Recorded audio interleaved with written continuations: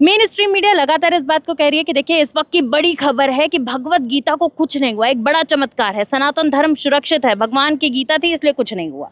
एकदम एकदम सरासर झूठ है। आप बताओ, जहां इतना लोहा, प्लेन लोहे की होती है ना, लोहा भस्म हो जा रहा है, आम आदमी की शरीर नहीं मिल पा रही है, वहाँ गीता कैसे बचेगी? मैं भी सनातनी हूँ, मैं ब्राह्मण हूँ, लेकिन ये स्ट्रीम मीडिया झूठ बोलती है। क्या उन लोगों के, इतने लोगों की मौत पर शर्म नहीं आती है? इन सब चीज़ों बातों को करने के लिए सरकार से सवाल नहीं कर सकते हैं कि इतनी बड़ी दुर्घटना हुई कैसे? इतना ही नहीं, चमत्कार होता है कैसे? चमत्कार कुछ नहीं होता है। आप चमत्कार तो शर्मा जी, आप तो ब्राह्मण है, चमत्कार को मानते हैं? ब्राह्मण हूँ, चमत्कार नाम की कोई चीज नहीं है, ये सारे की सारे फ्रॉड चीजें हैं। नमस्कार, आप देख रहे हैं द जनता लाइव, मैं हूं आपके साथ नलिनी। 12 जून को एक घटना घटती है जिसमें एक प्लेन क्रैश हो जाता है, कई सारे यात्रियों की मौत हो जाती है। वहीं इस घटना को लेकर अब देश भर में लोगों के मन में कई सारे सवाल हैं। उन्हीं सवालों पर चर्चा करने के लिए मेरे साथ इस वक्त ब्रजनारायण शर्मा जी मौजूद हैं। शर्मा जी, जिस तरीके से अहमदाबाद में एक बड़ी घटना हुई, इतने सारे लोगों ने जान गंवा दी, उसको आप कैसे देख रहे हैं? क्योंकि कोई भी सवाल नहीं पूछ रहा है घटना को लेकर। देखिए, वास्तविक रूप में से चूंकि आप एंकर हैं, पत्रकारिता करते हैं, जो सोशल मीडिया के लोग हैं, ईमानदारी से आम जनता को सही बातों को जानकारी देते हैं। लेकिन जो मेन स्ट्रीम मीडिया है वो शुद्ध रूप से नरेंद्र मोदी की दलाली करती है। वो लोग पत्रकारिता के नाम पर कलंक है और बदनुमा दाग है। कि अहमदाबाद में जो प्लेन क्रैश हुई है, निश्चित रूप से यह सरकार दोषी है उसमें। आप बताइए, इतना प्रधानमंत्री और इनका नागरिक उड्डयन मंत्री इतना संवेदनहीन है कि हंसते हुए, मालूम हो रहा है किसी की शादी और ब्याह हो रहा है, हंसते हुए रील बना रहा है। कितनी संवेदना इनके अंदर नहीं है।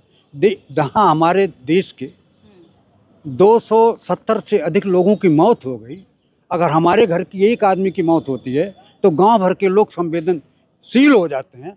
और यहाँ इतने लोगों की मौत के बाद भी हमारा प्रधानमंत्री जाकर के फोटो खिंचवाता है, बेशर्मी की सीमा पार कर जाते हैं। वहीं अकेले राहुल गांधी जाते हैं, तो कितने सरलता से लोगों से मिलते हैं, लोगों के दुख और दर्द को जानते हैं।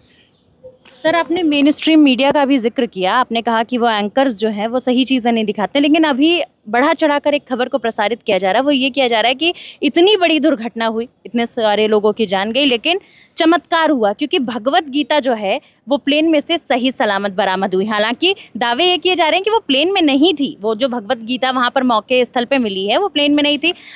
मेन स्ट्रीम मीडिया लगातार इस बात को कह रही है कि देखिए इस वक्त की बड़ी खबर है कि भगवत गीता को कुछ नहीं हुआ, एक बड़ा चमत्कार है, सनातन धर्म सुरक्षित है, भगवान की गीता थी इसलिए कुछ नहीं हुआ।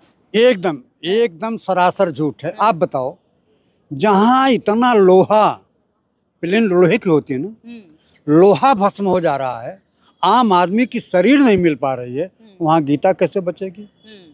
मैं भी सनातनी हूँ, मैं ब्राह्मण हूँ, लेकिन ये स्ट्रीम मीडिया झूठ बोलती है। क्या उन लोगों के, इतने लोगों की मौत पर शर्म नहीं आती है? इन सब चीज़ों बातों को करने के लिए सरकार से सवाल नहीं कर सकते हैं कि इतनी बड़ी दुर्घटना हुई कैसे? इतना ही नहीं, मैं तो आपके चैनल के माध्यम से नागरिक उड्डयन मंत्री और हिंदुस्तान के प्रधानमंत्री से त्यागपत्र की मांग करता हूं। आप त्यागपत्र की मांग कर रहे हैं चाचा? कहाँ कोई त्यागपत्र देता है? एक वक्त हुआ करता था जब त्यागपत्र दिए जाते थे। मैं आपको उसी लाइन पर ले जा रहा हूँ। पंडित जवाहरलाल नेहरू प्रधानमंत्री थे और स्वर्गीय लाल बहादुर शास्त्री जो मेरे पूर्व प्रधानमंत्री भी रहे और रेल मंत्री थे। एक दुर्घटना हुई, उन्होंने नैतिकता के आधार पर नेहरू जी को त्यागपत्र दे दिया, तब नैतिकता चलती थी, इस्तीफा दिया जी। तब स्वाभिमान होता था कि हमारे अगर एक गलती के नाते देश की जनता को नुकसान हो रहा है। लेकिन अमित शाह जी कह तो रहे हैं कि सिर्फ दुर्घटना है, ये कोई मतलब कुछ सोचा समझा साजिश या कुछ नहीं था, महज दुर्घटना कह के सरकार ने अपना पल्ला झाड़ लिया है। आप बताइए, प्राइवेट निजीकरण आपने कर दिया जी, एरोड्रम का आपने निजीकरण कर दिया, प्लेन का निजीकरण कर दिया, तो किस बात के मंत्री हैं, किस बात के प्रधानमंत्री हैं? क्या करने पहुंचे वहां? अगर आपकी जिम्मेदारी नहीं है और आप जिम्मेदारी से भाग रहे हैं, यह पूरी सरकार नेहरू जी के ऊपर आरोप लगाती है, इंदिरा जी के ऊपर आरोप लगाती है, राजू जी के ऊपर आरोप लगाती है। अपनी जिम्मेदारी, आप 2014 से हैं, आपकी कुछ जिम्मेदारी बनती है कि नहीं बनती है? कि सारा दोष नेहरू जी का है, सारा दोष इंदिरा जी का है? आपको बता रहा हूं कि यह सरकार पूरी की पूरी झूठी और झूठ के बुनियाद पर बनी है। आप बताइए, आप कहते हैं कि दुर्घटना हुई है, घटना हो गई, तो क्या पुलवामा के में जो हमारे 40 जवान शहीद हुए, वो भी क्या हुआ था? उरी में जो घटना हुई, वो क्या हुआ था? 300 किलो जो वहाँ गया RDX, उसकी जांच हो पाई? अभी पहलगाम में जो हमारे 28 लोग शहीद हुए, विधवा हुई, उनकी राख अभी ठंडी भी नहीं हुई थी। ऑपरेशन सिंदूर चलाया गया था। ऑपरेशन सिंदूर। और आपको बताऊं, एक तरफ हमारे बहनें वहाँ विधवा हो रही हैं, हमारे भाई शहीद हो रहे हैं, और हिंदुस्तान का प्रधानमंत्री कितना संवेदनहीन है, जा करके बिहार में चुनाव प्रचार करता है। और नहीं तो कहता था कि सब घर घर सिंदूर पहुंचेगा। और तो आप लोगों के माध्यम से जो देश की जनता ने इनका विरोध किया, उस पर इन्होंने सिंदूर बांटने का काम रोक दिया कि आम जनता में इसके प्रति रोष है कि सुहागन जो मेरी माँ और बहनें हैं, अपने पति द्वारा दिया गया सिंदूर लगाती हैं, दूसरे के घर का सिंदूर वो नहीं लगाती। सर, घटना को लेके कोई जिम्मेदारी क्यों नहीं ले रहा है? जैसा कि आपने कहा कि एक वक्त हुआ करता था जब नेता खुद सामने आते थे और कहते थे कि इस घटना की जिम्मेदारी हम लेते हैं, और त्याग पत्र इस्तीफा दे देते थे। गृह मंत्री अमित शाह कहते हैं कि दुर्घटना हुई है, प्रधानमंत्री जाते हैं और लौट जाते हैं, आज अलग देश के दौरे पर जाने वाले हैं। तो ऐसे में ये बताइए, क्या किसी की कोई जिम्मेदारी नहीं है? सरकार से जवाबदेही कौन पूछेगा? क्योंकि मीडिया तो कह रही है कि चमत्कार हुआ है, भगवत गीता निकली है, प्लेन की तो कोई बात ही नहीं कर रहा है, कि इतना बड़े हादसे के बारे में कोई बात नहीं कर रहा कि आखिर चूक कहाँ हुई।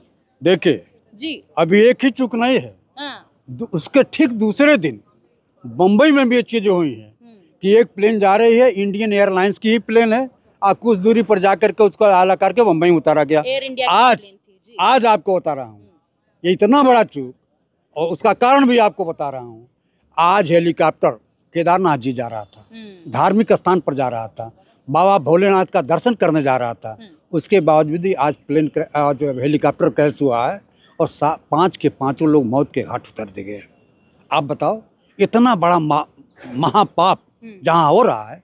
अब आपको ले चल रहा हूँ, जब नई नई जगहें खुलती हैं, जब बड़े बड़े एयरपोर्ट खुलते हैं, तो प्रधानमंत्री अनावरण करने पहुंचते हैं, ट्रेनों को हरी झंडी दिखाने पहुंचते हैं, लेकिन जब इस तरीके की घटनाएं होती हैं तो जवाब क्यों नहीं देते कि आखिर क्यों हुई, चूक कहाँ है? यही तो मेरा सवाल है सर आपसे।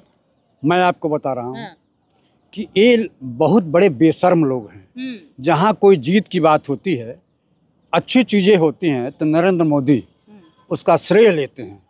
तो यदि पूरे देश में अच्छे कामों का श्रेय आप लेते हो, आप गए हैं कश्मीर में, जो डॉक्टर मनमोहन सिंह ने जिसका शिलान्यास किया है, उस पुल का आपने उद्घाटन किया है, जब उसका श्रेय आप ले रहे हो, तो जहाँ विनाश हो रहा है, जहाँ देश का नुकसान हो रहा है, जहाँ देश के आर्थिक नुकसान रहा, जहाँ जन और धन की हानि हो रही है, जहाँ लोगों की मौत हो रही है, उसकी जिम्मेदारी भी मैं एक हिंदुस्तान का नागरिक होने के नाते पूरी जिम्मेदारी हिंदुस्तान के प्रधानमंत्री की है, पूरी जिम्मेदारी। और पूरी जिम्मेदारी हिंदुस्तान के प्रधानमंत्री को अगर थोड़ा भी शर्म और हया हो, थोड़ा भी बेशर्मी से दूर हटने का प्रयास करें, तो ये सारी जिम्मेदारी। आप बताइए, दिल्ली में 10 साल की गाड़ी पुरानी जो हो गई, वो नहीं चलने देंगे, तो 13 साल और 11 साल की पुरानी हवाई जहाज आप क्यों चलने दे रहे हैं? और जो कांग्रेस के ज़माने में जहाज खरीदी गई थी, उसका आप देख रेख भी नहीं कर पा रहे हैं। यहीं दिल्ली से गई थी वो हवाई जहाज, लोग बताते थे कि एयर कंडीशन बंद था, एसी चल ही नहीं रहा था। आपको बताऊं, बैठने का स्थान भी ठीक नहीं था, लोग मरमाहत थे, और जा कर के वो हवाई जहाज जो है प्लेन क्रैश कर दिया। आप बताइए, जो हमारे बिपिन रावत थे, उनका हेलीकॉप्टर क्रैश हुआ, कहीं कोई जांच हुआ? तो आप कह रहे हैं कि हादसे होते हैं, चूक होती हैं, गलतियां होती हैं, लेकिन जांच नहीं होती है। लेकिन सर, जांच कमेटी तो बिठा दी गई है इस पूरे मामले में, कमेटी का गठन तो हर बार हो जाता है। जैसे पुलवामा में अभी तक जांच नहीं हो पाई, हमारे 40 जवानों को शहादत दी गई, वो अब तक कौन उसका जुर्मी है, इसका पता चला? आप तो सोशल मीडिया के हैं, नहीं पता चला? उरी का पता चला? डबल इंजन की सरकार है सर वहाँ पे। गुजरात में भी भारतीय जनता आपको पार्टी बता रहा की हूँ, सरकार ये है, केंद्र में भी भारतीय ये- जनता पार्टी की सरकार है। ये दोनों डबल इंजन की सरकार एकदम फेल हो गई है। अब कहने के लिए डबल इंजन की सरकार है। उसका उदाहरण आपको दे रहा हूँ।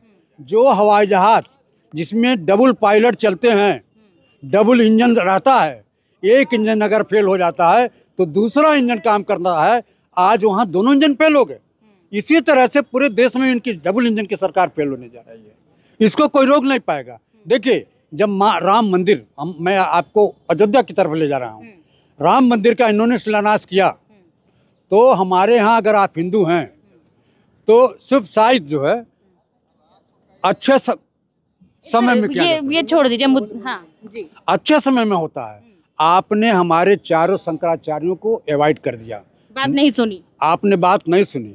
चारों शंकराचार्यों ने कहा कि आप खरवास में इसका उदाहरण कर रहे हैं, शिलान्यास कर रहे हैं, और अधूरे मंदिर का शिलान्यास कर रहे हैं, तो इस देश का बेड़ा शिखर भी नहीं बना था मंदिर का। नहीं, हाँ। तो वही जो मंदिर वाला होता है जिस पर हम झंडा फहराते हैं, उस अधूरे मंदिर का आपने शिलान्यास करवाया। चमत्कार होता है क्या सर? चमत्कार कुछ नहीं होता है। आप चमत्कार तो शर्मा जी हैं, आप तो ब्राह्मण है, चमत्कार को मानते हैं? ब्राह्मण हूँ, चमत्कार नाम की कोई चीज नहीं है। ये सारे की सारे फ्रॉड चीजें हैं, आपको बता रहा हूँ। और इस देश को अगर सही सलामत सही दिशा में ले जा रहे हैं तो आप लोग हैं, सोशल मीडिया के लोग हैं। जो मेन स्ट्रीम मीडिया है वो तो दलाल है, वो दलाली करते हैं और सरकार में रह करके सरकार की दलाली करते हैं। आप बताइए ना, आप भी हिंदुस्तान के नागरिक हैं, एंकर के छोड़ दीजिए, क्या इसमें भारत सरकार का दोष नहीं है? प्रधानमंत्री का दोष नहीं है? अब आप बताइए, आप गुजरात में पहुंच जाते हैं, गुजरात में इतना मोहब्बत आपको है, आप पहलगाम नहीं जाते हैं जहाँ 28 लोग शहीद होते हैं, आप मणिपुर नहीं जाते हैं जहाँ औरतों को नंगा घुमाया गया, जहाँ सेना के जवानों के महिलाओं के साथ बलात्कार किया गया। आप बहुत बड़े बेशर्म प्रधानमंत्री हैं।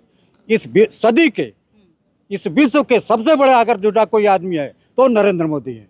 लेकिन उन्हें तो सर्वश्रेष्ठ प्रधानमंत्री कहा जा रहा है। कौन कहता है सर्वश्रेष्ठ? मिनिस्ट्री मीडिया कह रही है, ऐसा प्रधानमंत्री इतिहास में कभी नहीं हुआ। उनके बड़प्पन को, उनके महत्व को, उनके बड़मनसाहत को, विश्व गुरु को अमेरिका का राष्ट्रपति 13 बार कहता है कि मैंने व्यापार के नाम पर भारत और पाकिस्तान के यहाँ सीज फायर करवा दिया। आप बताइए, आप लाख चीन के खिलाफ नहीं कर पाते हैं। 13 बार आपको बेशर्म, वो अबेशर्म जिसका आपने कहा था कि अब की बार ट्रंप सरकार, उसका प्रचार आपने किया था, वो आदमी आपको नेस्तनाबूद कर दे रहा है।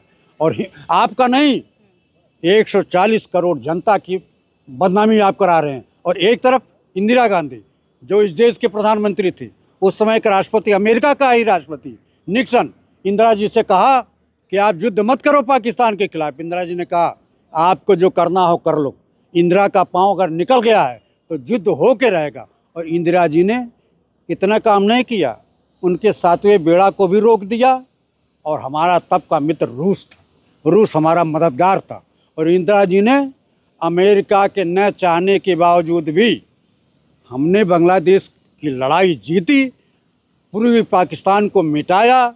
आज विश्व के मानचित्र को और विश्व के इतिहास को अगर किसी ने बदला है विश्व में, तो वो हैं श्रीमती इंदिरा गांधी, जिन्होंने राष्ट्रपति निक्सन को चुनौती देते हुए कहा कि हम जो करेंगे, हिंदुस्तान का प्रधानमंत्री नाखादा और नाकाबिल नहीं है।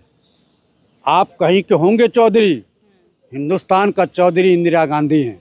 और इंदिरा गांधी ने इतिहास भी बदल दिया, भूगोल भी बदल दिया। आज बांग्लादेश कहीं आपको दिखाई दे रहा है, पूर्वी पाकिस्तान कहीं नहीं दिखाई देता।